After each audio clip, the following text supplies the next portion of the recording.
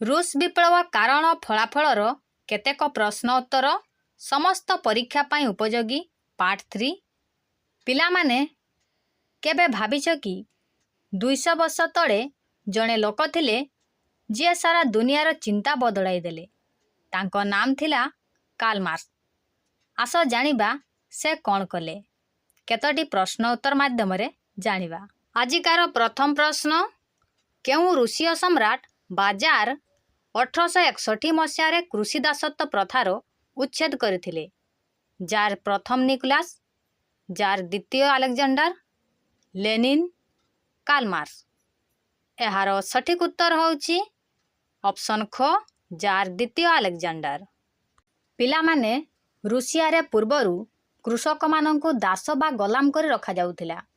1861 मसीह सम्राट जार द्वितीय अलेक्जेंडर एही कृषि दासत्व प्रथा को आईनगत भावे बंद करदेले। किंतु एहा परे मध्य कृषक मानंक आर्थिक अवस्था कौनसी बड़ सुधार आसी नथिला, कारण सेमानंकु अधिक टैक्स बा कर देबाकू पड़ुथिला।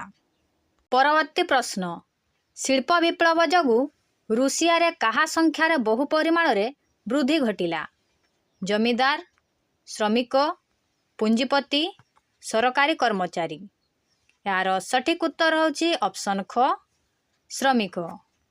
पिलामाने शिल्प विप्लवर अर्थ हेउची देश रे हठात बहुत गुड़िए नुआ नुआ कलकारखाना और फैक्ट्री प्रतिष्ठा हेबा।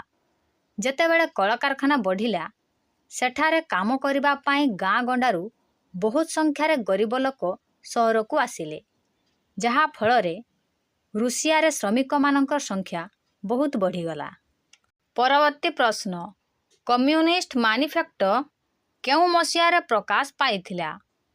1840 मसीह, 1848 मसीह, 1867 मसीह, 1894 मसीह। यार सठिक उत्तर होची ऑप्शन ख, 1848 मसीह। पिलामाने कम्युनिस्ट मैनिफेस्टो हेउची एक बहुत बड़ चिंताधारार बही, जहाकू कार्ल मार्क्स एवं तांको बंधु फ्रेडरिक एंजेल्स मिसी 1848 मसीह लिखिथिले।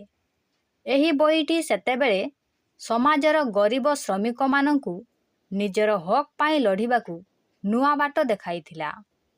परवर्ती प्रश्न, दास कैपिटल पुस्तकटी कहा द्वारा रचित होइथिला? Friedrich Engels, Leo Tolstoy, Maxim Gorky, Karl Marx. यार सठिक उत्तर होची ऑप्शन घ, कार्ल मार्क्स। पिलामाने दास कैपिटल कार्ल मार्क्स को द्वारा लेखा जाइथिबा एक विश्व प्रसिद्ध पुस्तक। एही बहिरे से पुंजीवादी बा धनी लोक माने केमिति गरीब मानंको ऊपर प्रभाव पकांती से विषय रे बहुत गभीर भावे आलोचना करिसंती। यह इतिहास रो सबुठारु प्रभावशाली बही गुड़िक मध्यरु गोटिए। परवर्ती प्रश्न, कार्ल मार्क्स केउ देशर चिंतानायक थिले? यार उत्तर, कार्ल मार्क्स जर्मनीर जड़े महान चिंतानायक थिले। पिलामाने कार्ल मार्क्स जन्म होइथिले जर्मनी रे, किंतु तांकर एही समान अधिकार चिंताधारा केवल जर्मनी रे सीमित नथिला। यह पूरा यूरोप विशेष करी रूसिया रे लोकंकु बहुत प्रभावित करिथिला। परवर्ती प्रश्न, मार्क्सଙ୍କ मतरे देशर जमी और कलकारखाना कहा मालिकाना रे रहिबा उचित? यार उत्तर होउची देशर जमी और कलकारखाना जनसाधारण बा राष्ट्रर मालिकाना रे रहिबा उचित। पिलामाने सेतेबेले कौन हेउथिला जे सबु बड़ बड़ जमी एवं फैक्ट्री केवल किछि धनी लोकंक पाखरे रहुथिला। मार्क्स कहिले एमिति हेले गरीब श्रमिक माने सबु बेले गरीब होई रहिबे, तेणु सबु जमी और कलकारखाना सरकार बा राष्ट्र अधीन रहिबा दरकार, जो द्वारा सबु लाभ साधारण जनतांको मध्यरे समान भावे बंटा जाई पारिबो। परवर्ती प्रश्न, दास कैपिटल पुस्तकर द्वितीय तृतीय खंड कहा द्वारा प्रकाश पाइथिला? यार उत्तर, कार्ल मार्क्सଙ୍କ मृत्यु परे ତାଙ୍କ ବନ୍ଧୁ ଫ୍ରେଡେରିକ୍ ଏଙ୍ଗେଲ୍ସଙ୍କ ଦ୍ୱାରା ଏହା ପ୍ରକାଶ ପାଇଥିଲା। ପିଲାମାନେ, କାର୍ଲମାର୍କ୍ସ ଏହି ବହିର ପ୍ରଥମ ଭାଗ ଲେଖିସାରିବା ପରେ ତାଙ୍କର ମୃତ୍ୟୁ ହୋଇଯାଇଥିଲା। କିନ୍ତୁ ତାଙ୍କର ଯେଉଁ ଅଧା ଲେଖା ଗୁଡ଼ିକ ଥିଲା, ତାଙ୍କର ସବୁଠାରୁ ପ୍ରିୟ ବନ୍ଧୁ ଫ୍ରେଡେରିକ୍ ଏଙ୍ଗେଲ୍ସ ସେଗୁଡ଼ିକୁ ଏକାଠି କଲେ ଏବଂ ମାର୍କ୍ସଙ୍କ ମୃତ୍ୟୁ ପରେ ଦ୍ୱିତୀୟ ଓ ତୃତୀୟ ଭାଗକୁ ଦୁନିଆ ସାମ୍ନାକୁ ଆଣିଲେ। ଏଥିରୁ ଜଣାପଡ଼େ ସେମାନଙ୍କ ବନ୍ଧୁତା କେତେ ଗଭୀର ଥିଲା। ପରବର୍ତ୍ତୀ ପ୍ରଶ୍ନ, ରୁଷିଆରେ ବିପ୍ଳବୀ ଦଳ ଦୁଇ ଭାଗରେ ବିଭକ୍ତ ହେବା ପରେ ସଂଖ୍ୟାଗରିଷ୍ଠ ଦଳକୁ କ'ଣ କୁହାଗଲା? ମେନ୍ସେଭିକ୍, ବଲସେଭିକ୍, ସୋସିଆଲିଷ୍ଟ, ଡେମୋକ୍ରାଟିକ୍। ଏହାର ସଠିକ୍ ଉତ୍ତର ହେଉଛି ଅପସନ୍ ଖ, ବଲସେଭିକ୍। ପିଲାମାନେ, 1903 ମସିହାରେ ସାମାଜିକ ଗଣତାନ୍ତ୍ରିକ ଦଳ ଭାଙ୍ଗି ଦୁଇ ଭାଗରେ ହୋଇଗଲା। ଯେଉଁମାନେ ସଂଖ୍ୟାଗରିଷ୍ଠ ବା ଅଧିକ ଲୋକ ଥିଲେ ସେମାନଙ୍କୁ ବଲସେଭିକ୍ କୁହାଗଲା ଏବଂ ଯେଉଁମାନେ ସଂଖ୍ୟାଲଘୁ ବା କମ୍ ଲୋକ ଥିଲେ ସେମାନଙ୍କୁ ମେନ୍ସେଭିକ୍ କୁହାଗଲା। ବଲସେଭିକ୍ ମାନେ ଚାହୁଁଥିଲେ ଶାସନରେ ସମ୍ପୂର୍ଣ୍ଣ ପରିବର୍ତ୍ତନ। ପରବର୍ତ୍ତୀ ପ୍ରଶ୍ନ, ପ୍ରସିଦ୍ଧ ବିପ୍ଳବୀ ନେତା ଲେନିନ୍ଙ୍କ ପ୍ରକୃତ ନାମ କ'ଣ ଥିଲା? Karl Marx, ମାର୍ଟୋଭ, Vladimir ଇଲିଚ୍ ଉଲ୍ୟାନୋଭ, Frederick Engels. ଏହାର ସଠିକ୍ ଉତ୍ତର ହେଉଛି ଅପସନ୍ ଗ, ଭ୍ଲାଦିମିର୍ ଇଲିଚ୍ ଉଲ୍ୟାନୋଭ। ପିଲାମାନେ, ଆମେ ସମସ୍ତେ ତାଙ୍କୁ ଲେନିନ୍ ନାମରେ ଜାଣୁ, କିନ୍ତୁ ତାଙ୍କର ପ୍ରକୃତ ନାମ ଥିଲା ଭ୍ଲାଦିମିର୍ ଇଲିଚ୍ ଉଲ୍ୟାନୋଭ। ସେ ସାଇବେରିଆରେ ଥିବା ଲେନା ନଦୀର ନାମ ଅନୁସାରେ ନିଜ ନାମକୁ ବଦଳାଇ ଲେନିନ୍ ରଖିଥିଲେ। ସେ ଥିଲେ ରୁଷିଆ ବିପ୍ଳବର ସବୁଠାରୁ ମହାନ ନେତା। ପରବର୍ତ୍ତୀ ପ୍ରଶ୍ନ, ରୁଷିଆ ସମାଜରେ ସବୁଠାରୁ ଦୁଃଖ ଓ ଅବହେଳିତ ଅବସ୍ଥାରେ ଥିବା ଶ୍ରମିକ ଶ୍ରେଣୀକୁ କ'ଣ କୁହାଯାଉଥିଲା? ଏହାର ଉତ୍ତର ପ୍ରୋଲେତାରିଏଟ୍।